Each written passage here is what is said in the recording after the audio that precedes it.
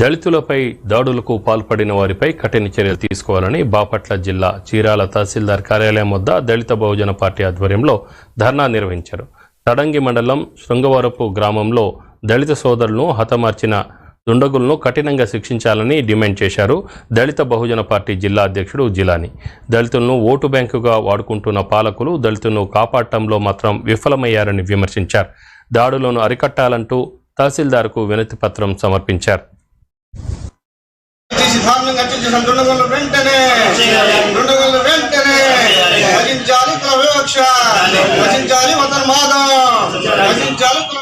జైపీఎం సోదరులారా, అంతా ఈ రోజు చూడండి, మన భారతానికి స్వాతంత్రం వచ్చి 76 సంవత్సరాలతో అవుతున్న ఈ కులవక్ష అనేది ఎక్కడ చావటం లేదు సోదరులారా. ఈ రోజు చూడండి, ఏ రాష్ట్రంలో చూసినా లాస్ట్కి ఒకప్పుడు సౌత్లో ఇప్పుడు నార్త్లు, మనకు సౌత్లో కూడా వచ్చేసింది సోదరులారా. ఈ రోజు చూడండి, మన భారతదేశంలో అందరూ కులాలకు మొత్తానికి ఖచ్చితంగా అందరూ